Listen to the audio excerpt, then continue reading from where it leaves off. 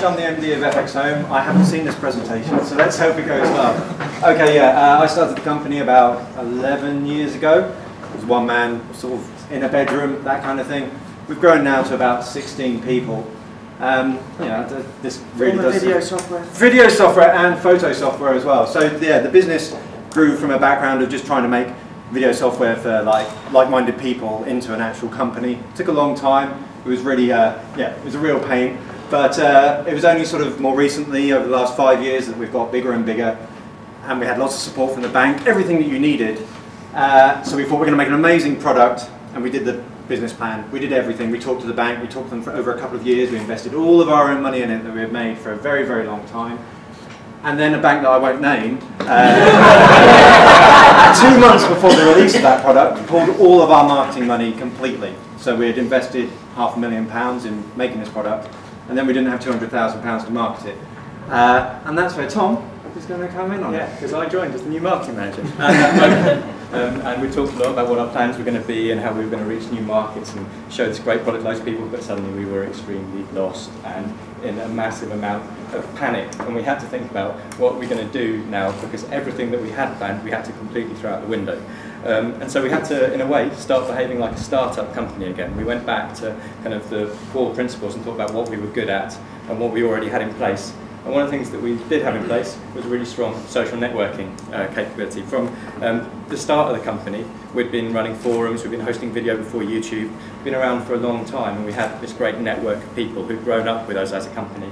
And quite a few of them had moved on to doing bigger and better things, including these guys, Corridor Digital, who some of you may know, who are massive on YouTube. How many views? Oh, hundreds of millions of views. They met on our forums in about 2002 when they were about 14, they were making films together. So we approached them, said, we've got no money, can you help us make a film? There's Josh and Simon, who I work with in their studio, just to prove that we really do know them. We actually haven't. I took the photos while I'm not in it. But we got them to make a film, a launch film for us, and they were, because we'd supported them when they were young, they were happy to support us, and so the fact that we had no money didn't hinder us. We went to LA, we made a film called Prism, which we could have put on our own YouTube channel, which had a few subscribers, it would have been seen by a few people, wouldn't really have worked, but instead we got them to put it on their YouTube channel and make it using our software and to talk about it. So you can see, just the other day, 2 million views on YouTube for a very, very small investment, and that gave the software a real boost in its first month, pretty much for zero. Well, there was a little bit of cash investment, but that's little tiny bits of our cash fund there. We also had to take some risky business decisions. We talked a lot about being more professional. We'd been kind of a bit cheap and cheerful and happy to kind of sell software, chuck it around. We tried to make a more professional piece of software, and we wanted to market it as such, but we couldn't do that. We didn't have the money. We had to take some chances and discount, things like that. This is another guy. The first one worked so well, we went back to another person who had grown up with our software, Freddie Wong, who's pretty much the biggest person on YouTube. And friends with Corridor Digital, lives in the same block, so it was good. There we are again, brilliant, we really know him. So he was making a series called Video Game High School, which was going to be a web show. He put it on Kickstarter, we saw it there, we got in touch with him and said, look, we don't really want to just invest for Kickstarter, we'd like to do a little bit more. He asked for $75,000, within 2 days he got to $275,000 because he's that big and popular. We said we want to use our software and help you. We want to develop some of the effects that go into your series and be able to talk about it and give our users some of the footage from your show and things like that. And he did. So this effect you can see here, digital death thing.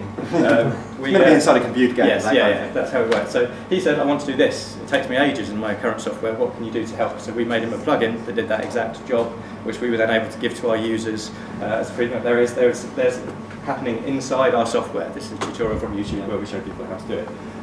So yeah, we tried to replicate the success of the first campaign, and that basically kind of took us through the first 12 to 18 months of the product life.